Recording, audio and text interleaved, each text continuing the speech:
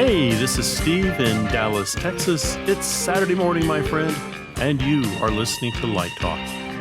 Good morning, this is Zach, and coming to you from Washington, D.C., and today we are discussing lighting different styles of dance, dealing with house programmers, personal relationships, and navigating the new normal, all on Light Talk.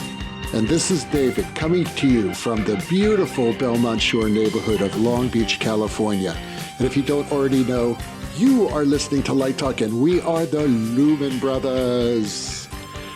Hello. Ooh, yeah. Coming to you from our FM radio station.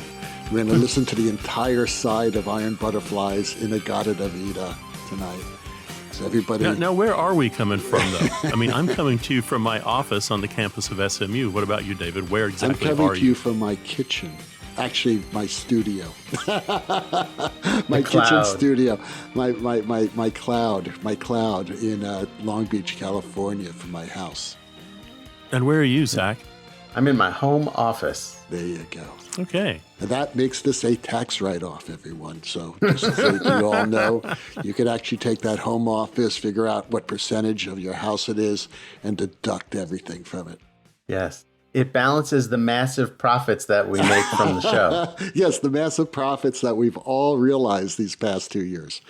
Anyway, welcome everyone to episode 251. And that's 9 episodes from our 6th anniversary show. Do we have any plans? Do we have plans for that? I don't know if we have any plans. Because Is there a material for this anniversary? Yes, it's oranges. So we got the orange anniversary. No, I don't know what Nice. Well, it sounds to me like we're going to dovetail into our appearance at the Super Bowl. Oh, So we'll just I forgot about launch that. season 6. Yes, I thought that Tribe was going to be doing that, but this year it's the Lumen Brothers. That's what I heard. Well, there you go. So let's, it is 260, right? I did the math. Like 52 times 5 is 260. Okay. So I believe you. So I guess it's 260. So we have no idea who's going to be on the show. It'll probably be somebody relatively known, and with hopefully Zach and maybe Stan. I guess Stan will be there. He wouldn't miss our 5th anniversary. He's relatively known. Yeah, he's relatively known. So isn't there the guy who won a chance to be Brother of the Day? That may happen next week. I'm talking to Brackley about it. I'm trying to get them lined up for next week. So it'll happen very, very soon. Anyway, let's get started with some news. Yes, news of the industry. And the big news this week, at least in our opinion, because there may have been something else going on, we have no idea, is there's an article in the New York Times that came out, and it was titled, "Now is the Winter of Broadway's Discontent." Okay, what's that quote from? Shakespeare, right? That's right. It's Richard III. And it's all about the shrinking audiences on Broadway. There seems to be a thing that's happening, and apparently it normally happens during Christmas and during that time when the audiences start shrinking, but this year it's even more so. And we're just going to have a quick discussion about that. And since Zach is our man on Broadway, what do you think this is, Zach? What's causing this this epidemic of shrinking audiences? By the way, we're not talking about people that aren't over 4'7". We're talking about numbers of audiences. So it's not their height, it's the numbers. Not their physical appearance. Exactly. Absolutely. It's an interesting article. You know, part of it is it really addresses how as shows kind of had their own bumpy start, that they went through the learning process, the growing pains of figuring out how to have backups for backups, basically. You know, if we have 3 people that can't perform because they have COVID, we have to have like a bench of backup people that can support them. And then when, this guy can't perform, that also means his dresser probably has to quarantine and the wig person has to quarantine. And how do we back all those jobs up? And unfortunately, as we learned how to do all that stuff, it happened around the same time that this slowdown with the audiences happens. And I think that the slowdown, in my opinion, it's a combination of things, as you said, there's always the post New Year's slowdown, any show, that does gangbusters from Thanksgiving to New Year's, by January 3rd, they usually all peter out. But there's the I think a lot of people are making more cautious decisions to try to stay home and stay safe, which on one level I support. I think on another level, it's become more difficult to actually get to the show. There's less buses, less public transportation. There's issues with having a babysitter. You want to go out to an evening in Times Square and you want someone to stay and watch your kids. What's the process for getting a babysitter? Does the babysitter have to take a test? Can you find a test for the babysitter to take? Things like that. And I think that it just has become enough of a challenge to go to these shows that I think some people are just taking a time out and saying, I'll go, after this Omicron bubble bursts. Seems to be a lot of that discussion in general of the Omicron is a bubble and it's going to burst, and then I'll go back to the new COVID normal after that. Well, you have a lot of tourists coming in too, so right. Maybe they don't quite have the disposable income that they had, 2 years ago. Oh, definitely. And again, I think that's part of it. There we go. Let's get on an airplane and fly to New York from Cleveland and see a show, and let's find a hotel room. So there's a lot of kind of capillaries that are connected here that inhibit an audience from coming to a show. Yeah. I mean, it was interesting. The article did point out, too, that shows that pre-pandemic would never have been discounted are all discounted now. I mean, Hamilton aside, they're saying that the average ticket price prior to the pandemic was $800 plus. Whoa. For a Hamilton ticket, and now it's about $200 plus. But I know someone that just saw Slave Play for $7 the other day.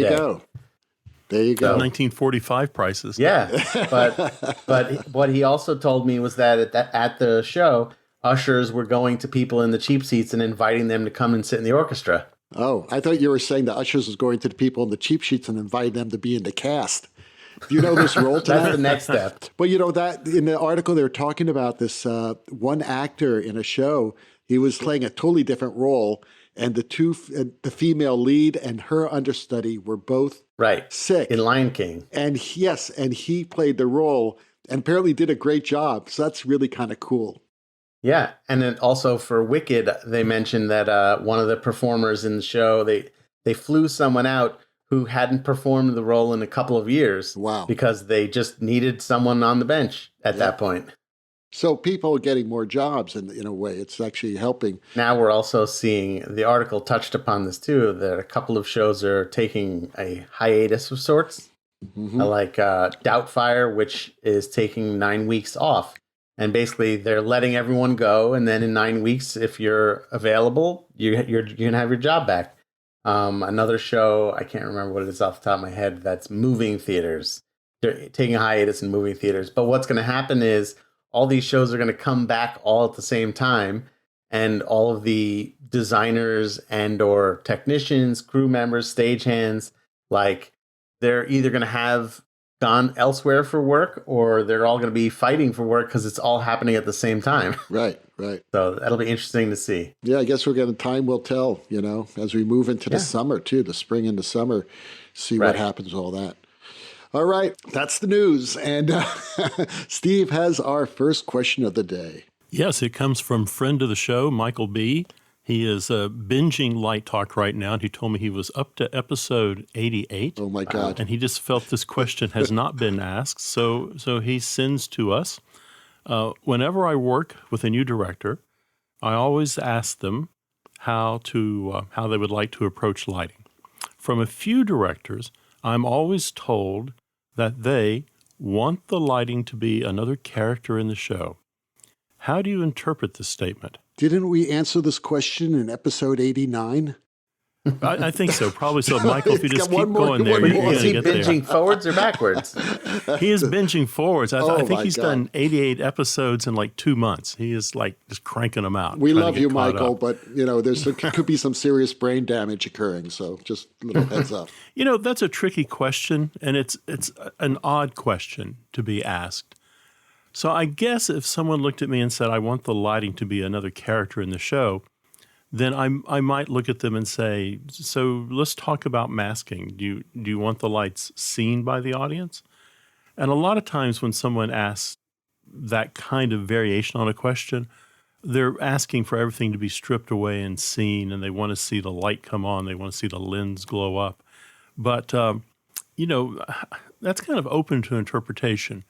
What do you guys think? Do you hear this statement ever? All the time. My question is, if it's another character in the show, let's talk about billing.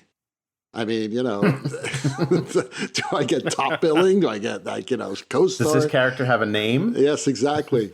Female, non-nary, who is it? Well, one of the things that I think is so interesting about lighting that statements like this make such a challenge to address is that lighting it serves so many purposes at one time. And that, if you wanted to have a set that was a living room and you put a bunch of practical lights in it, you turn them on, that's not going to make it look like a living room. It still needs to be lit to look like a living room. There's and that idea of what goes into lighting to create a space and to create atmosphere and create a mood, and hopefully, when you're lighting something, you're doing all those things at once anyway. So in a way, it is a character in the show. So it's kind of like that's a given.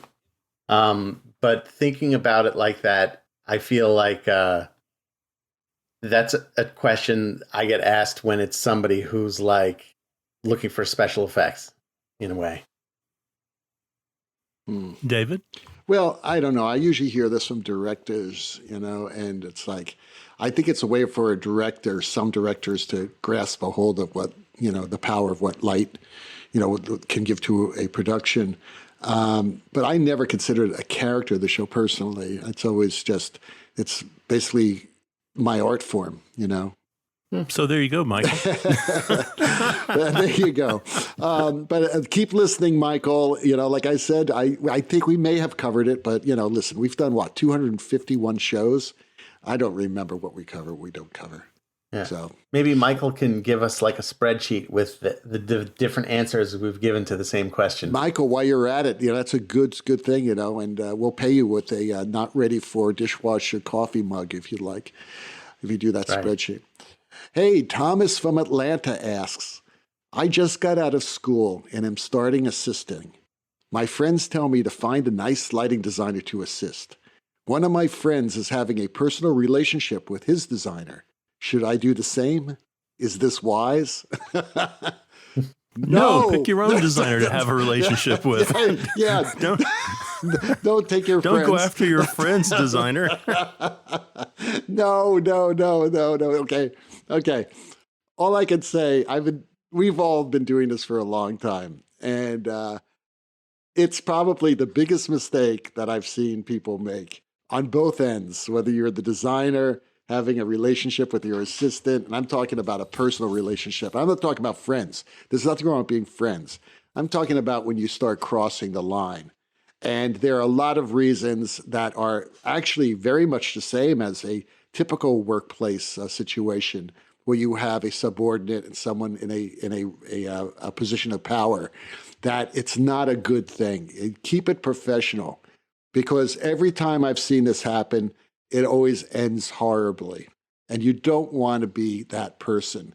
You do not want to be that person that people are talking about, that you've made it because you've had some personal relationship with someone in a position of power.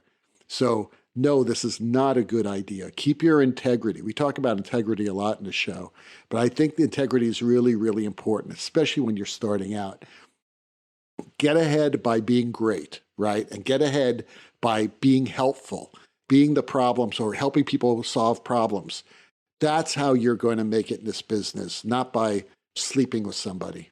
I mean, it's interesting because I will say I have been on creative team with people that are couples. Sure. So I haven't had any experience actually working with any creatives where the designer and assistant or associate were in a relationship, but I have done a show where the director and the set designer were married, and that was an interesting challenge. They were very good at balancing their relationship, but there were definitely times where I felt like I had to call the set designer and be like, can you tell Michael to look at this for me? Because he's not responding to my emails or calls. So I used their relationship to my advantage in a way, I guess. Right. I don't think Thomas is talking about this, though.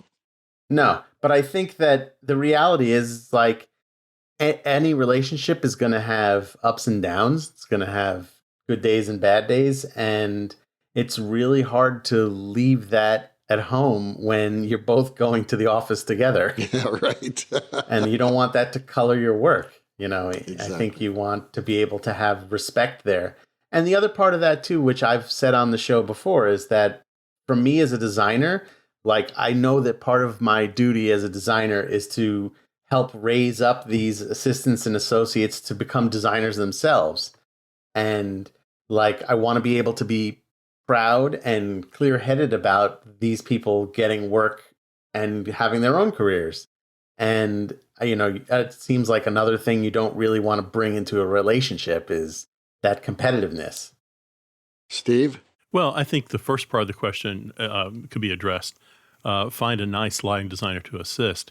I think that works both ways.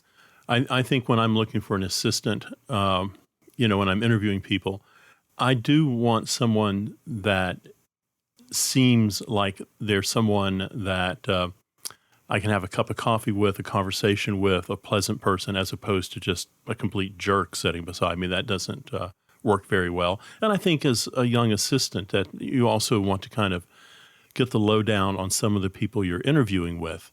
And, if someone says so-and-so is very difficult, that might not be your first choice, to go with. So I think you do want to find pleasant people to work with because, there are plenty of talented, pleasant people. Not everyone has to be talented and have a gigantic ego and eat their assistants for lunch. Yeah, it's funny because the idea of finding a nice lighting designer to assist sounds very much like what my grandma Elaine told me when I was starting out. Find a nice person find a to nice work Jewish for. girl. Yeah, but this is also a person that you're going to spend a lot of like intense time in the dark with. So you want to get along with them, and also a person that you want to have enough respect for, so that if you're not there, you can feel comfortable and safe that they're representing you in the best way. You certainly don't want to be the assistant who is the victim. Right. They're going. The designer is just picking on you all the time. Well, I've been blessed with a lot of great assistants in my career. And one of them is one of Steve's students, former students. So it's just great. It's just a wonderful, wonderful thing. Well, Joe in Ronkonkoma asks, I'm doing my first show at a bigger theater that has their own house programmer. Previously, all my shows were at smaller local theaters, and I have programmed for myself. Any advice or tips on how to work with a programmer? I have a question. Where is Ronkonkoma? Sure. Ronkonkoma? Ronkonkoma? I think it's in Long Island. On Long Island. Long Island? Long Island. Well, that's where I'm from. I'm from Elmont, Long Island. I don't know it's Ronkonkoma. In Suffolk County. Oh, okay. That's why I don't know. You don't know Lake Ronkonkoma that was supposedly bottomless? Bottomless? It goes all the way to the other side of the earth? There was a legend that somebody drowned in Lake Ronkonkoma and were found later floating in the Atlantic Ocean. Wow. Was the mafia involved? Sounds like a mafioso thing. I'm sure there's probably some mobsters out there. Okay, there you go. Okay. Yeah, Ronkonkoma. All right, thank you. I just needed to know that. No problem. This is an interesting question because I've definitely advocated for programming for yourself and using a separate programmer depending on the job, your skill level, your comfort level, the equipment that you have access to, etc. But there is definitely always a potential scenario where you'll have to work with someone else.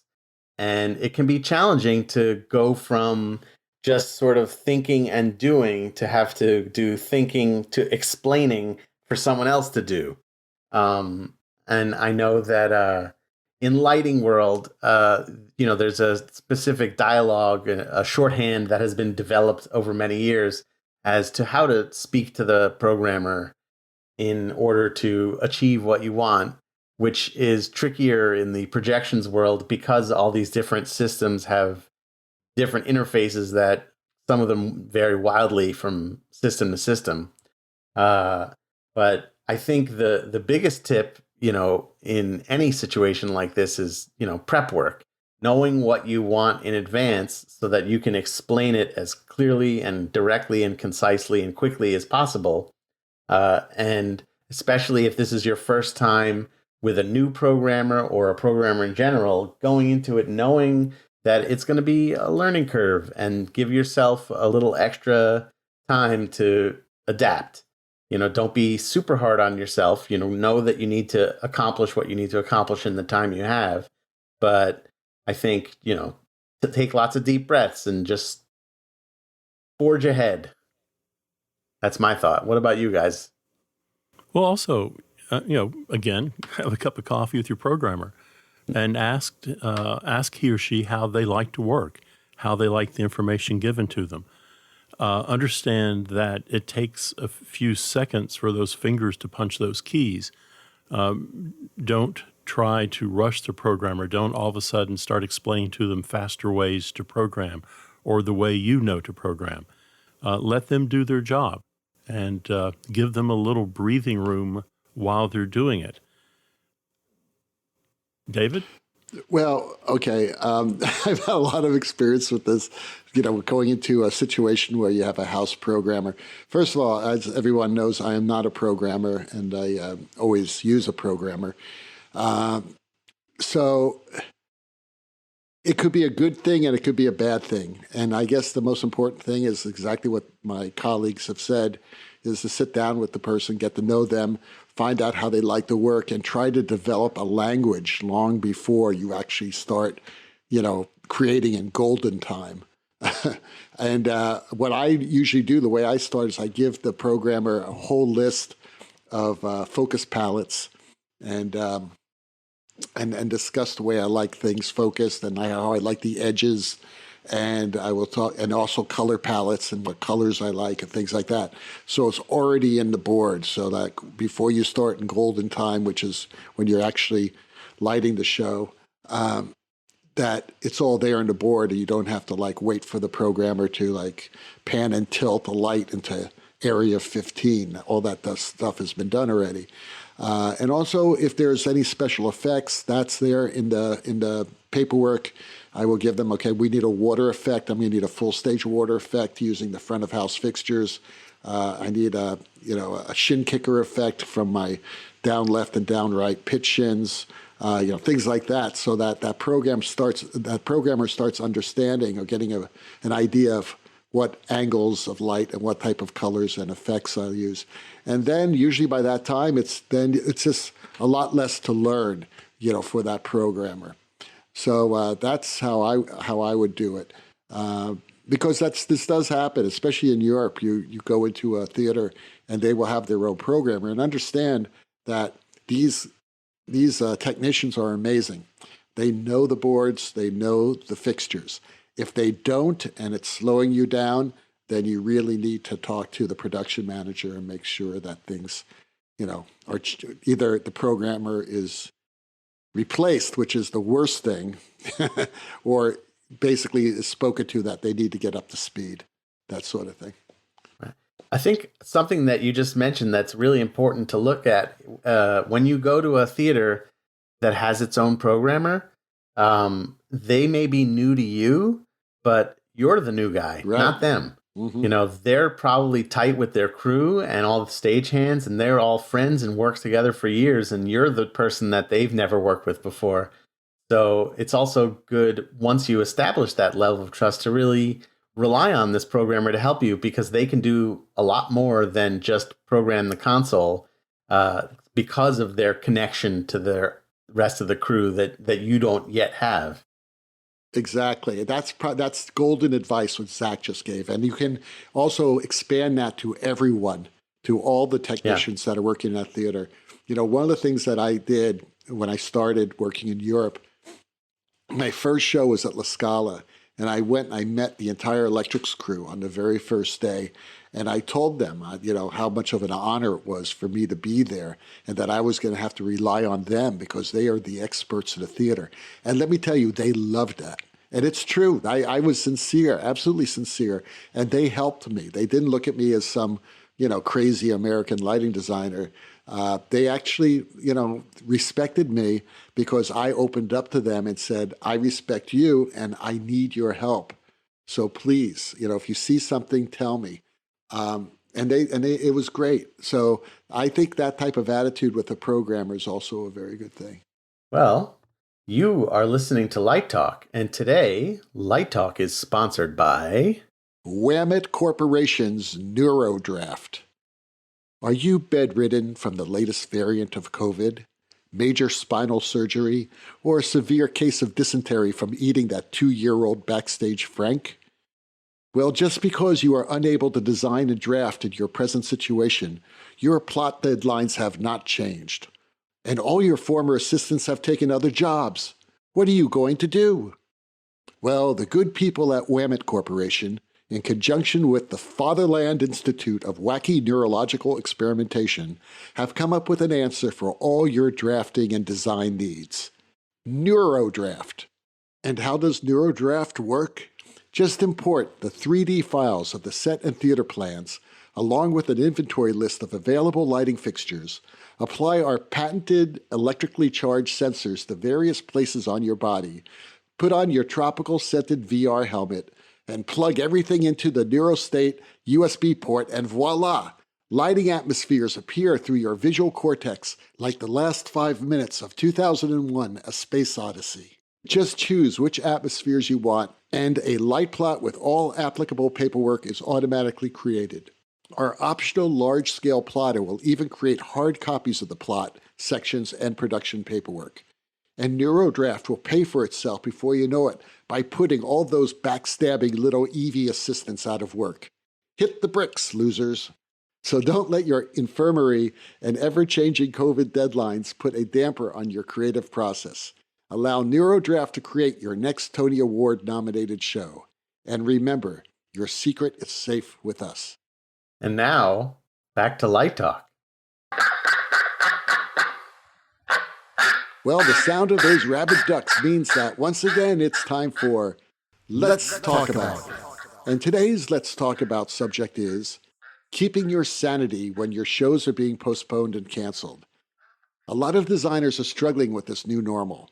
How can we navigate living on the financial and artistic edge during the pandemic?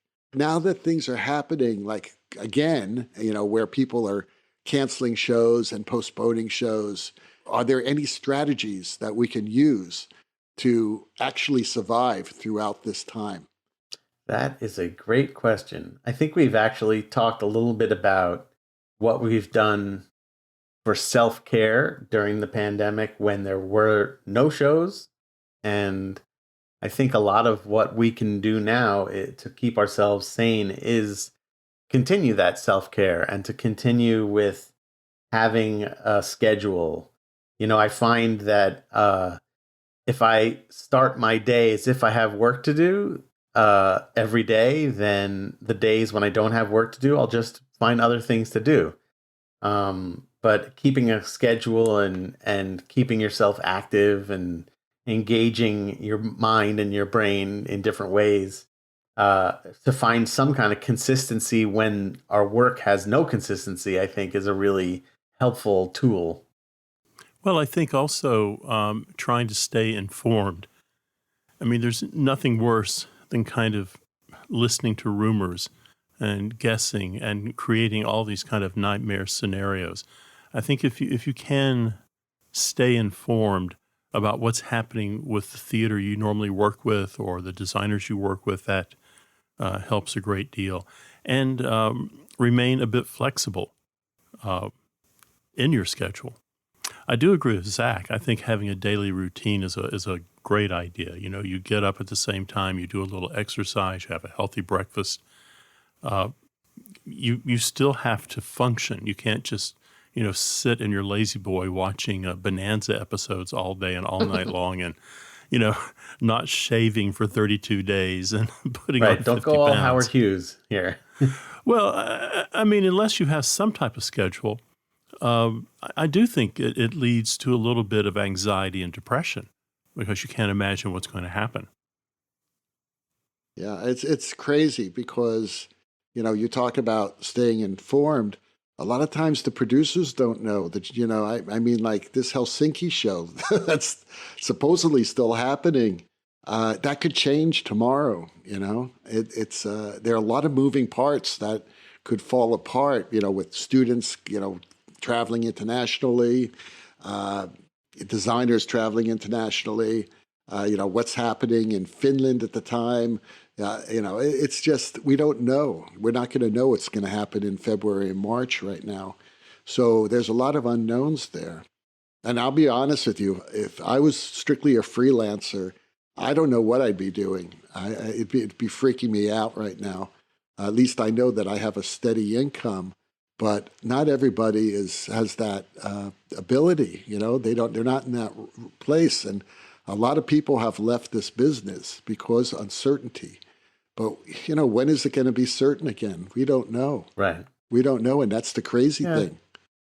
Well, I think the other part of that is that knowing that you're not alone and that you can, find virtual happy hours or just talk to your friends and collaborators who are going through the same thing and just getting to feel like you're not the only one that this is happening to can go a long way to helping you feel better. Asking other people, how do you deal with this? What did you deal with? How did you deal with the fact that your show got postponed, or we weren't able to go to do the show in Japan, so they had to bring in someone else to do it, something like that. Whatever the circumstance might be. I think that's free therapy right there in a lot of ways. Mm-hmm. Well, I think you're right. It's a great time to reconnect with your friends because we've all been so busy in the past, and now's an opportunity to reach out and say, how's it going? Right. Yeah, I've reconnected with a lot of my friends during this time, and a lot of my former students as well, who are now, some of them are already established, but some are just starting. They're doing small shows, and those shows are being canceled or postponed. And it's hard, especially if you have a family. I think that's a huge consideration when you're doing this. Both Steve and Zach have families. I don't, but I know that. A dog. I do have a dog, and actually now with Lori, I have 2 dogs and a girlfriend. So, but that's a whole other story. I'm getting there. I'm moving my way there. But it's very, very. You got to be flexible, like I think Steve said, and you just need to be able to keep on trucking and keep pushing your way through. I think that's really the way to do it, because if you love it, if you love being a designer, you love the collaboration, you love creating theater, you love telling stories, there's no better way of doing it. And maybe, it's going into video. Who knows? I'm kind of surprised that a lot of these shows now on Broadway aren't just saying, screw it, let's just do a video of this damn thing, make sure everybody gets paid, and we'll broadcast it. We'll stream it somewhere, until things get normal again. I think some of them are going that route. And I think that, I've actually seen a lot of that happening regionally, which is really cool, because I think, like, for instance, down here in the DC area, Signature Theater, which is a Tony Award winning regional theater in Northern Virginia, has been streaming a lot of their shows lately. And I think the good news there is that they are attracting a lot of attention regarding the quality of their productions. Excellent. And when it's safe to go back, I think people are going to say, I saw that thing that was streaming and it was great, and I want to see what they're doing. I want to see it live. Exactly. Yeah. It's a win-win situation. Live is never going to go away. No. That experience. It'll come back eventually. Yeah. Yep. Cool. Well, Steve has our last question of the day. And it comes from the heartland of America and a friend of the show, Candace W. And she writes, are there different approaches to lighting dance, given the different forms and styles of dance? Okay, Yes, yes. I mean, think about off the top of my head, ballet, modern, postmodern, tap, hip hop, ballroom, jazz, tango, waltz, flamenco, aerobic dance, acrobatic dance, belly dance. All of these tell stories in very different ways. So yes, I think, is there a commonality? Yes, probably to sculpt them in some way. But ballet has a tendency to look very different from postmodern. Postmodern looks very different from ballroom dancing. So I think you're telling a story and you're having to decide what is important as you tell that story. So if I'm doing ballet, the face becomes a lot more important in ballet than it does, say, in postmodern, which is the most abstract of the modern forms. So yes, there are all kinds of ways to light dance. And just to put some booms up and some backlight up and call it a day does a disservice to your art and to the choreography happening on stage. I saw Lar Lubavitch a few years ago went on a jihad against booms. He did not, not only did he not want a boom, you could not put a boom in one of his shows. He wanted high pipe-in sides, nothing on the floor, no low light, no kickers, nothing. And really what he was on a jihad against was all that light that is hitting legs that he found terribly distracting.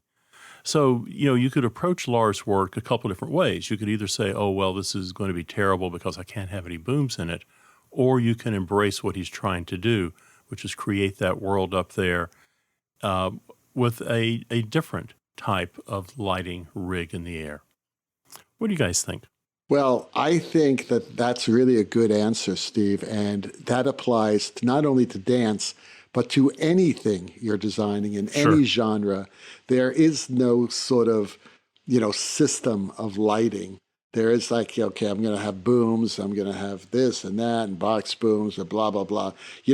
That sponsor that we just did was sort of a joke on that. Well, they're all jokes, but, but it was sort of a joke on an actual piece of software that, and I'm not going to mention it, that where you actually put in the plan of your theater and you put in your inventory, and then you press a button and magically it would create a light plot for any show that you were doing.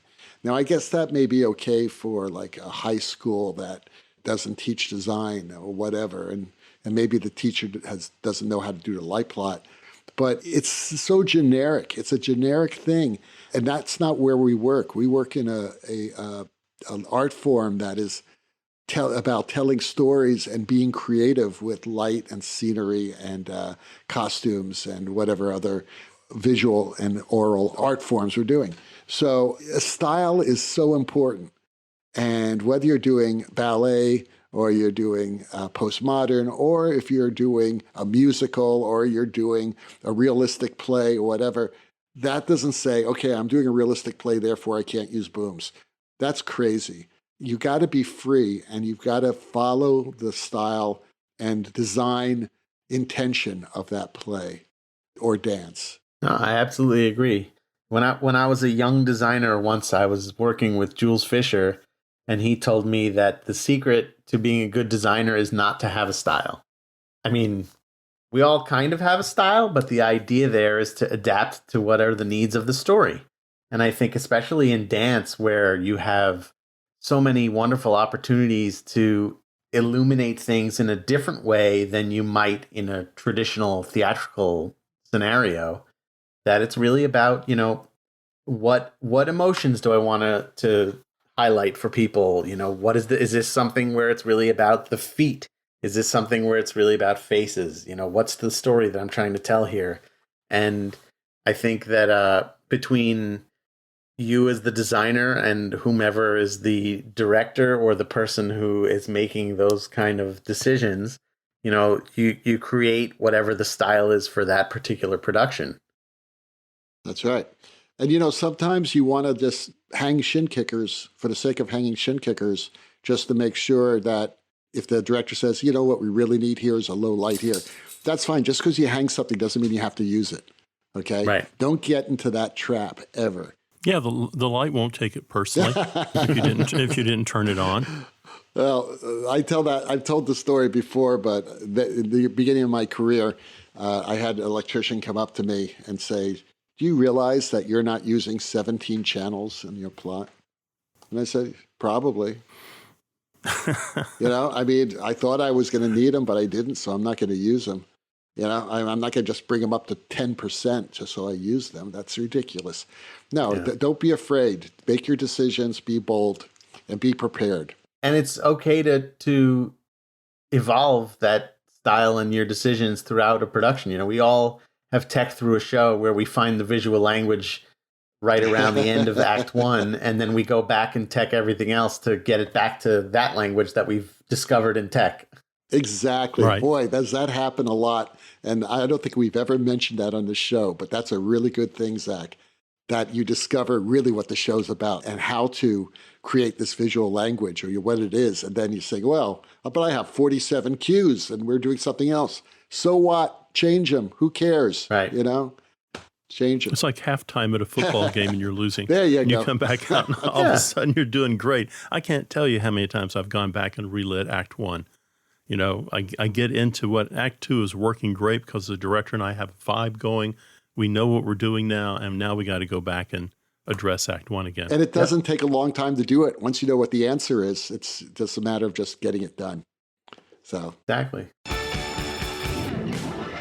Well, the rocking sounds of the Luminoids tells us that once again you've spent another morning listening to Light Talk. You can hear our show on Spotify, iTunes, Google, YouTube, LiveDesignOnline.com, Amazon Prime Music, and just about every podcast site out there. Check out our website on lighttalk.org for future guests, and be sure to follow us on Facebook and subscribe to the podcast. That way you will not miss a second of Light Talk Insanity.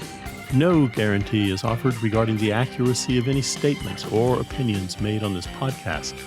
However, if you do decide to litigate, the law firm of Flecht, Flocht, Flair, and Glare and their paralegal Snoot will defend us until our retirement funds are depleted.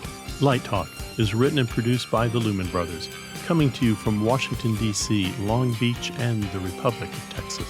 And be sure to join us next week where we chat about more useless things and explore the crazy shenanigans in our industry.